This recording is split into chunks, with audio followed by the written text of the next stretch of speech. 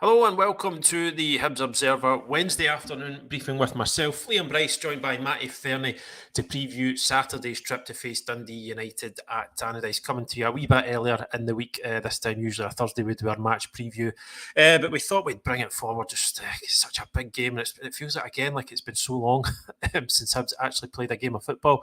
It's been a really truncated start to the season, Matty, hasn't it? But as always, thank you for joining us. How have you been getting on? Yeah, good. Well, over a wee bit of mild illness that I had, so back to fighting fitness now. Back fighting fit, ready, straight back into the starting 11 as well. We couldn't do without you. Just before we get started, as always, folks, just a wee word for our sponsors. Good Vibes Giveaways are proud to sponsor the Hibs Observer and offer fantastic prizes to fans of the club. Prizes change weekly and include tech and gadgets, days out, weekends away, tax-free cash, and even Oasis tickets. So get your tickets now at www.goodvibesgiveaways.com and end your chance to spread the good vibes. It's just as well, before we get into the interesting stuff, just a wee word for, we've actually launched our own WhatsApp channel this week. You can find a link to that on our Twitter account and on our Facebook. It's just a kind of one-stop shop, we felt, to kind of get all the news and updates straight to subscribers' phones. So it's just a kind of really easy and convenient way to keep up with what we've been up to. Just basically, it'll be all our content. It'll be going on there first. Any news updates, maybe the odd wee look behind the scenes as well. So do check that out, folks. We're doing our best to try and grow that as we go along. So, Matty, Saturday, Dundee United, Hibs back in action. There's kind of no two ways about it. It's a big game, isn't it? No half. It's well, it feels a bit deja vu, doesn't it? Like the way that we're kind of leaning into this game is one that potentially would kickstart the season. I think last time I was on, we were talking about whether or not we could put a run together. And I think potentially before that we talked about whether the game against Dundee would kickstart or the game against Kilmarnock. Or I think the only one we've had a half decent chance to kickstart it with has been the St Johnstone game. So it's another massive one. Really, I suppose they get bigger each one that kind of comes along where we haven't capitalised the week before. So really a big game. Really looking forward to it. I think Dundee United will be in good form, but also are there for the taking if Hibs turn up. Yeah, I mean, it's the typical, it's one of these cliches, but it's like games you have to win. I know they've been in good form, Dundee United, but I think if, Hibs are going to have any chance of realising the season's ambitions, then these are games where, and in fact, we'll talk about this a wee bit later, probably the next 5 before the next international break. It's it's time to really start putting points on the board, isn't it? Yeah, I think there's a danger that the overall target, so like a top 4 finish, slips away early in the season. Like the longer you go without taking advantage of one of these games, like we were already, I can't remember how many points it was, like 5 or 8 points behind Motherwell after the game from last week, where we really wanted to close the gap, and instead of closing the gap the week before, you know what I mean, the gap extended rather than shortened, and there's a risk of that happening again. So Dundee United are a team ahead of us just now that we want to claw back points on. Really, we have to win to be able to do that. That's just common sense, and the task becomes more and more difficult for the season each week that these teams pull away from us. So it's really kind of win or bust. Right? That's maybe a wee bit extreme, but it's starting to get like those sort of feels to the games. It's really early in the season for it as well, but we need some points. Yeah. I mean, Paul Heron, he says he'll settle for 6th place now. Is that too early to say that, or how long before are you starting to get to that? If Hibs don't start picking up results, where you're thinking, well, is it going to be is it that point already? I don't know. I think the thing with this league is you can go, like, each team's capable of going on a wee run, and Hibs are on a bad run at the moment. In terms of, like, we're not winning games. I know we had like that sort of wee unbeaten spell of 3 games, but overall it's been a pretty bad start to the season. But I think we've been a wee bit unlucky, and we've been quite close in some of these games. And if that luck shifts, or we do a bit more in the games and kind of take control of it a bit more, we're capable of going on a wee run. In which case, you're all of a sudden you're right back in the mix. So, although I'm kind of talking about things becoming must win, I'm just going to contradict myself and say, well, it probably isn't. Like, it's all hyperbole, isn't it? I just get carried away with stuff. If we put a run together, 6 should be achievable and upwards. That's But minimum, yeah. We have to get at least 6 though. I mean that's really the thing, isn't it? You can't be worse than that. No, that'd be unthinkable, wouldn't it? So yeah, we'll see how Paul's prediction pans out as the season goes on. But just, I mean, taking it back a wee bit first, just to how did you feel after the Motherwell game? Because again, we'd been, as you alluded to there, we've been kind of talking about games to kickstart the season, and David Gray was talking about improvement, even though Hibs lost to Rangers to get a win over St Johnstone. Did that leave you feeling a bit deflated? Did it leave you thinking, well, are Hibs actually getting better? Was that? Yeah, I was really scunnered after it. That's probably Yeah. the best word to describe how I felt, because I was full of optimism. You know, went into Robbie's with my son before the game. We're talking about, you know, maybe a 2 or 3-0 win here if we turn up. In the first half, Hibs were really good, well, pretty good, in control of the game. And then you get to full time, you think, how have we lost this? And it just, what scanned me was the fact that we'd been there so many times before with games like that, where you kind of go in optimistic and with the opportunity of doing something.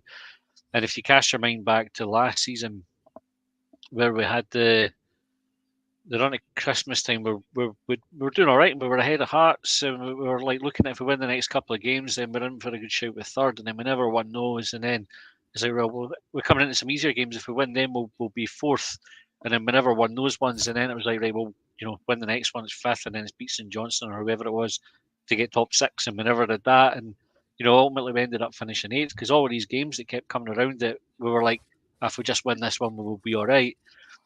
We just kept not winning them. And it felt like that with the Motherwell game. Like it was just another chance for us to have done something that we've let slip by us, and not from playing poorly or, you know, being woefully outclassed by Motherwell or anything like that. We were the better team for most of the game, but we have Tannadice sent off. We concede 2 really, really sloppy goals, and then when we get the chances, we don't take them, and you just feel like, oh, why does it keep happening? So Scunnered was how I felt after that game. Yeah, well, we wrote we had a piece on the website last week just talking about how it seems to be Hibs seem to have a problem in these big moments in games, the key moments. You know, obviously not putting chances away, giving away like not giving up loads of chances, but then conceding really soft goals. Way that kind of I look into the sort of the sort of finer numbers behind that this week, and it kind of backs that up that it's individual errors that are a bit costly at the moment because Hibs are not giving away a huge amount of shots. They're not. There's not a huge like expected goals conceded. You know, I know that kind of you know that term provokes fury in some people still, but it's not a measure of, you know, should you be winning or losing games. It's just it's good for measuring, I think, the quality of chances that you're creating or the quality of chances that you're giving the opposition, and it's not particularly high. Hibs are kind of above where they, you know, above reality, the actual outcome.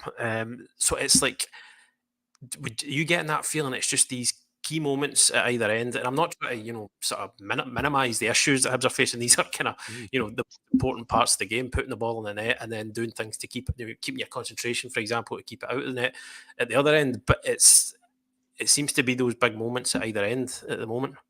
It's exactly that. It's just choking where it counts, really. And it's hard to put your finger on it because I think the overall performances have been pretty decent. And I don't know, like I can't remember if we've spoken about it before, if it was on Long Bangers when we were talking about it. But try to kind of put your finger on like how did Motherwell capitalise on their 2 chances that they got? Because I think they only got 2 or 3 proper chances in the game, but they get 2 goals out of it. And we have more chances, and we score 1, but we miss when it really matters. Like Carden kind of going through on the goalkeeper and missing. Kukovic in the first half had a couple of chances to score that were good chances. And it's not just Motherwell that have done that to us. Like Dundee did it to us, and St Mirren at the start of the season. You know, we had a good first half against them, and then they take their chances in the second half after we've spurned kind of like an open goal. I think it was with Vente back in that game. And I really don't know what the answer is. It's I don't know if it comes because you're comfortable in a game and you think you're going to get another chance. Like, you know, that sort of, it doesn't matter if I miss this one because give it a few minutes, I'll get another opportunity, and I'll maybe take that one.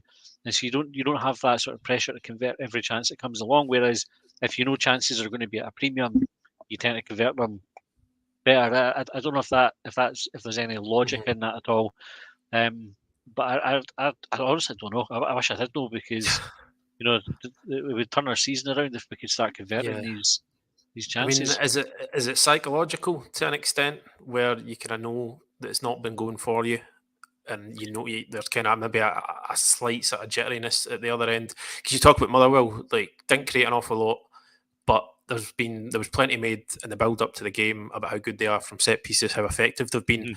So there's a confidence about them in that scenario. Whereas you take that Chris Cadden chance in the Motherwell game, it looked like it wasn't a confident finish. Do you know what I mean? No. So it would maybe, and David Gray maybe alluded to it as well, if there maybe some sort of psychological issue. I mean, we're at risk of going off on a massive tangent here with this, like, because how far back do you want to go type thing, but do you feel there's probably an element of that in there as well? Yeah, yeah. So I think it's having that confidence in the key moments. If you go back to, Martin Ball's like a good example of a player where you see the difference, and when he's playing with full confidence, and he'll finish 9 chances out of 10, compared to when he's off the ball a wee bit, no pun intended, and he'll sclaff a chance at the keeper or whatever. And I think the team just now doesn't really have anybody, bar Hoylett, I think, who took his chance really well, who's playing with that sort of confidence where you just know that if the ball lands at their feet, they're going to lash it into the back of the net. I think that they're overthinking things, or they're maybe taking an extra touch when they don't have to take it, or they've not got that conviction when the chance falls at the feet, like Cadden's one. He looked like a player who wasn't certain that they were going to score when the ball fell to him. Yeah. So yeah, confidence, I think, definitely plays a part in it. But you only really get confidence by succeeding, or if you've got a good coach, sort of drills the confidence into you, I suppose. Yeah, there is that. So back to Saturday, Hibs going to Tannadice for first time since April 2023, 2-1 defeat that day. Actually, not a great. I know Dundee United were out of the league for a season, but not a great recent record. Haven't won at Tannadice since December 2021, a 3-1 win that day. Goals from Kevin Nisbet, Chris Cadden, and Jamie Murphy. So, I mean, it's, again, perhaps not been a sort of happy hunting ground for Hibs in the past few years. Nah, it's not an easy ground to go to. It's a good away day. I think I was taking I think we sold out our allocation for it. I've as seen well. But a difficult ground to go to get a result, and I don't think there's a huge amount between the teams at the moment either. So I wouldn't put us down as a banker to be sort of improving on that recent record, but it's one of these ones that, like, you could toss a coin and see who's going to win. It's going to be really close, I think. Yeah, I mean, Dundee United as well got a good recent record at Tannadice. I think they've only lost 2 of their last, I think it's something like 16 home games. So obviously they enjoy playing at home. I know they were in the Championship, but they've kind of continued that coming up. Does it frustrate you a wee bit that Hibs are stuttering, stumbling through this first block of games, but then a side that have come up from the league below seem to have acclimatised better? Does that frustrate? Does that make you kind of think, why can't Hibs do that? Yeah, it does. But I think you see quite often the teams come up because they've had that season of success, and they sort of take that momentum into the new season. So it's not unusual, but it would be nice if Hibs is sort of realised they could have that sort of level of performance without needing to be relegated and promoted again. Yeah, it's an extreme way of drilling a bit of confidence into a team. It worked for us last time. We went down, we stayed down a bit longer than we wanted to, but we were flying when we came back up. So I wouldn't advocate that again. Like, I don't want us to go down, but no, there's surely better ways. If somebody could tell us how to get that momentum without doing it, that would be great. If anybody's got the answer to that, please do let us know. Game itself, I think people were maybe a wee bit surprised with the team selection against Motherwell. I know when we had Craig on, he certainly felt that it was that there would have been changes from Ibrox, David Gray. stuck with the same team. I know it's always impossible to say for sure before we get injury updates at the press conference, and we'll get those on Friday. But we did see Martin Boyle and Joe Newell back training, the open training session at Easter Road on Monday. Would you really? I mean, it feels like a silly question because I know what the answer is going to be, but you would expect to see some at least a few changes this weekend. Yeah, I think so. I think obviously Miller's been away with Australia, so I don't know how fresh he'll be coming back. Whether he would go straight back into the team because there's quite a lot of travelling involved for him. So you might see Cadden go right back and Boyle come in if he's fit. Tannadice, I think, suspended for this one after his red card. Yep. So that would be an opportunity for Newell to come in, you would think. Potentially Levitt. There was a big question mark about Josh Campbell, wasn't there, on going into the Motherwell game, but certainly after the Motherwell game, he came in for quite a bit of criticism for folk who had messaged us kind of the talking points about the game. Yeah. And that's that number 10 role. So I think there's a couple of positions up for grabs. It's just who comes in, because I don't think with the players that we've got fit and available, there's a huge amount of options to kind of change things up, like to improve the starting 11. Yeah, you mentioned Dylan Levitt there. He's not had much of a look in recently. I mean, did you bringing him up there suggest that you might fancy see him getting a chance? It just really depends on where Newell is. So if Newell's fit to come back in, I think Newell goes straight back into the team as a club captain. I don't think there's really any question of that. Particularly with Tannadice being out, I think if Tannadice and Kwon are both available, Newell's got a bit of a harder job coming back into the team. But with Tannadice being out, I think Newell's the obvious choice. But if Newell's not quite ready, then I think the next one I would go to would be Levitt to sort of partner Kwon, and that almost like sitting a wee bit deeper. Sorry, on you go, mate. On you go. I know a lot of people sort of see Levitt as a potential number 10, but I think with his range of passing, I don't mind him playing a wee bit deeper. I think he's quite good. I just would like to see him influence games a bit more. Yeah, I mean that was what I was going to say actually. Like the potential for him to come in and play as the number 10, because obviously Rudy Molotnikov's played there. Josh Campbell he's played there in the last 2 games. But you mentioned that criticism there. I mean, do you feel it was a wee bit harsh on Josh Campbell? Do you feel it maybe got a wee bit over the top, some of the stick that he was getting? Always is over the top, particularly with Josh Campbell. Josh Campbell suffers for the same thing that Lewis Stevenson and Paul Hanlon suffered from, which is like he's come through the ranks, and it's that sort of familiarity breeding contempt sort of thing, where I think he's an easy target. I don't think he had a great game against Motherwell, and I think where David Gray needs to get to with the team is when a player has a bad game, they don't play the next again week. You know, if there's a replacement chomping at the bit to take over, I know there's an argument you can stick by players if they're having a couple of bad games and show that faith in them. But I think just now where the team is, we can't really afford to have players that are having consecutive bad games. And Campbell's mistake, particularly for Motherwell's first goal, is one that you would think, right, that's not really acceptable, and we need to take action on that. Yeah, I know it was just, again, not to get back to that game too much, but it was just 2 complete losses of concentration for both the goals. So I suppose, I mean, you'd think if, as you say there, if Joe Newell is fit, you'd expect him to come back in. There may be, a case for a change at right back if Lewis Miller's, kind of a lot of travelling under his belt, just depending where he's at. But I suppose the last few games, at least, there has been a more sort of settled look to the back 4. It looked, obviously, until Tannadice got suspended, that him and Kwon were starting to firm up those midfield positions. So I suppose where there's not really been any consistency of selection, and it's been influenced by injuries. Martin Boyle's been out. Kieran Bowie's obviously injured. Ellie Yuan wasn't quite fit to come straight back in. There's not been a lot of consistency of selection in that forward line, hasn't there? And that's you'd think that's got to be contributing in some way, because the only way you get those relationships and that fluidity, especially in a kind of the attacking area of the pitch, is when guys get to play with each other. But I mean, it's not really happened yet, has it? And you'd probably be looking for a bit more consistency there over these next few games, wouldn't you? Yeah, definitely. I think it's you want to be in a position where the old adage about not changing a winning team comes into play, and you can be comfortable just sort of keeping the same team more or less one week to the next because it's doing well. For various reasons, we've not been able to do that at the top end of the pitch, and yeah, you definitely miss a wee bit of fluency. I think we saw the number of crosses that went in over the last couple of games that I haven't found the Hibs player. Yeah. And when you know where your striker is going to be, or like your midfielders who are breaking into the box, you tend to find those crosses, find them. But we've not got that fluency. So those are sort of the moments in the games where you notice it.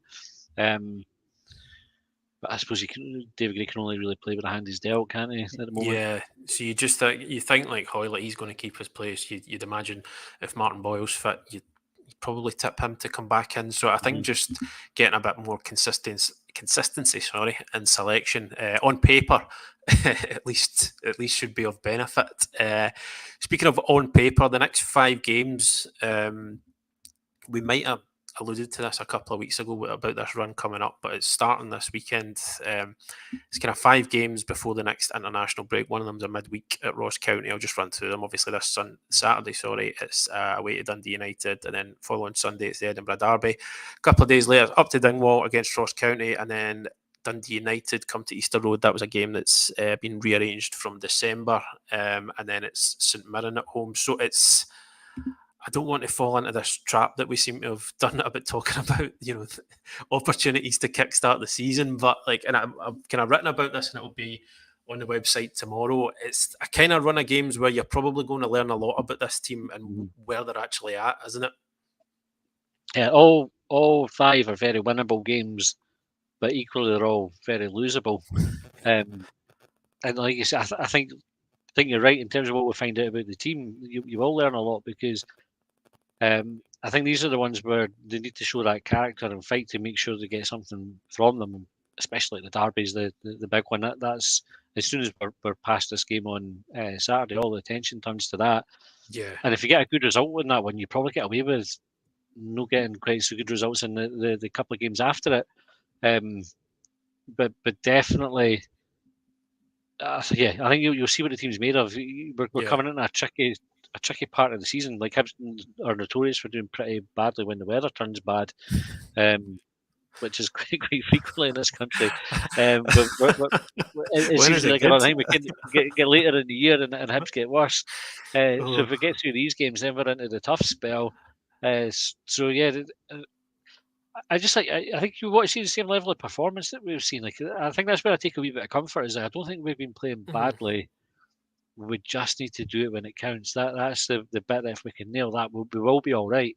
I think there is progress there. There are improvements, and for all you get frustrated with the setbacks, I think the overall picture is a team that's playing all right. That just needs a wee bit of the rub of the green. Yeah.